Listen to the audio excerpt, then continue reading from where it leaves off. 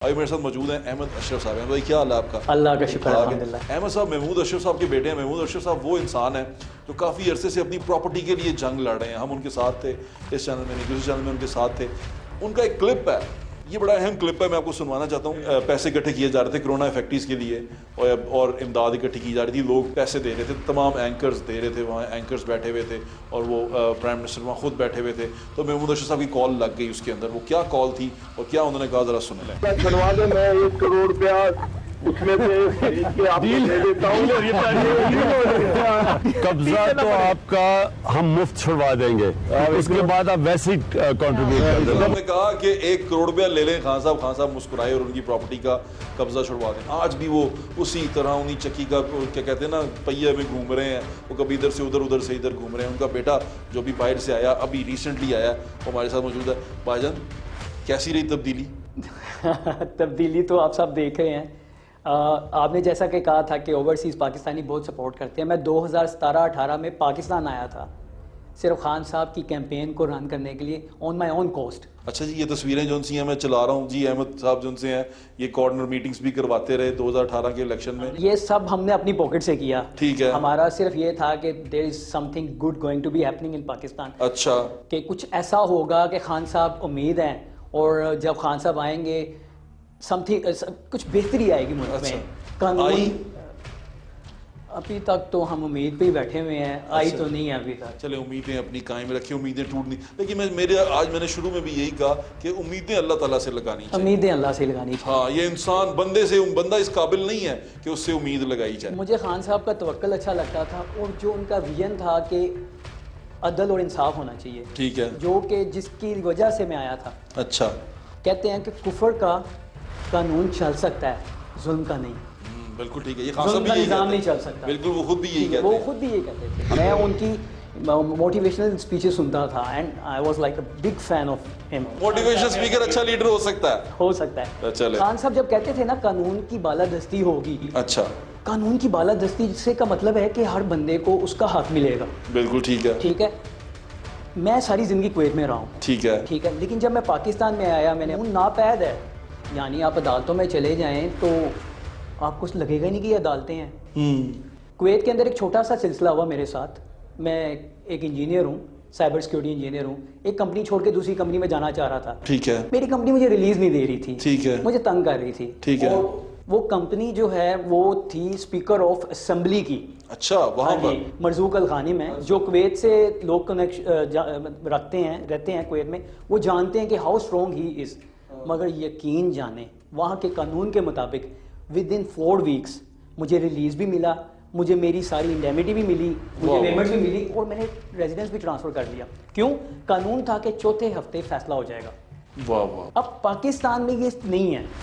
पाकिस्तान में है कि मेरे आप ख्वाहिश रखते हैं कि ऐसा हो। खान साहब ने मंशूर के अंदर था ना, जल्द, सस्ता और आसान इंसाफ। इस चीज़ ने मुझे इतना टच किया, मैंने कहा यार इंशाल्लाह हम पाकिस्तान में देखेंगे कि कानून की बालादस्ती है। असल में 5 साल के बाद पब्लिक ने ये फैसला करना है हमने उनकी ज़िंदगी बेहतर की या नहीं की। जो हमने उनसे वादे किए थे वो पूरे किए या नहीं किए। अब हमारे पास तो एक्सक्यूज़ नहीं है कि हम सीख रहे हैं या हम नए हैं या तजर्बा नहीं था। तो ये अभी आके आपको कैसा लग रहा है कि यहाँ पर क्या सूरत हाल बनी अभी की? मुझे अपनी सूरत मैं सच्ची बताऊँ, मैं सोच रहा हूँ कि मैं इमिग्रेशन ले लूँ किसी जगह की। यहाँ से बाहर जाना चाहते हैं? हाँ, मैं पाकिस्तान छोड़ के चला जाऊँ, जहाँ पर मेरे वालिद साहब की सारी ज़िंदगी की जमा पूंजी जो है वो बर्बाद हो गई। माफिया, कब्ज़ा माफिया नहीं संभाला जा रहा हुकूमत से, तो इन्होंने हमारे लिए क्या करना है? खान साहब कहते हैं कि हमारे लिए आप लोग वोटिंग करें, ओवरसीज़ को वोटिंग का हक मिल गया है। ओवरसीज़ को क्या दिया आप लोगों ने?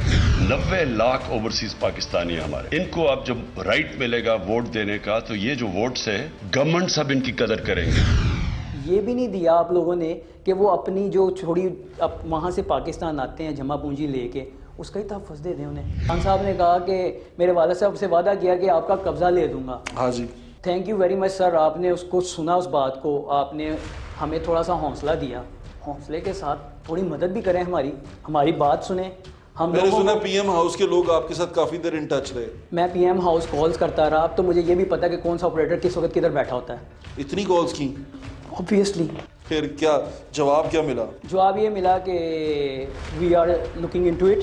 ठीक है हम देख रहे हैं और आपको इंशाल्लाह कोई ना कोई रब्ता करेगा। रब्ता करते थे लेकिन करते कुछ नहीं थे। फ्रॉम लास्ट 3 मंथ्स मैं इन्हें कॉल कर रहा हूँ कि प्राइम मिनिस्टर ओवरसीज़ पोर्टल काम नहीं कर रहा।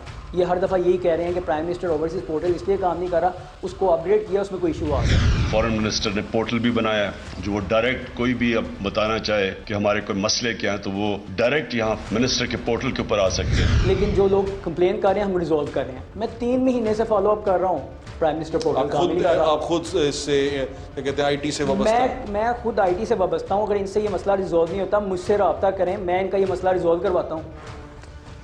अभी आज मुझे अहमद की बात सुन के इस बात पे दुख हुआ कि वो कहता है कि मैं पाकिस्तान छोड़ के जाना चाहता हूँ। मुझे इस बात पे ना दुख इस बात का होता है कि ये मुल्क इमरान खान का नहीं है, ये मुल्क नवाज शरीफ का नहीं है, ये मुल्क किसी वडेरे के बच्चे का नहीं है, ये मुल्क हमारा है, हम पाकिस्तानी हैं।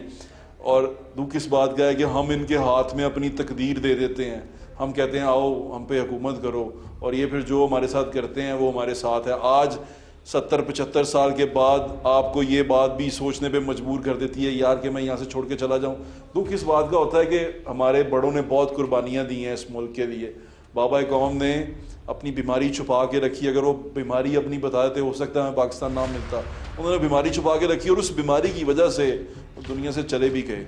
और ये तमाम कुर्बानियाँ कभी किसी उस बंदे से जाके पूछें जिसकी पूरी की पूरी फैमिली लुट गई हो, बहनों की इज़्ज़तें लुट गई हों। वो ट्रेन जो यहाँ पर आई थी वाल्टन स्टेशन पे वो लाशों से भरी हुई थी और हमारे बड़ों ने वो उठाई थी।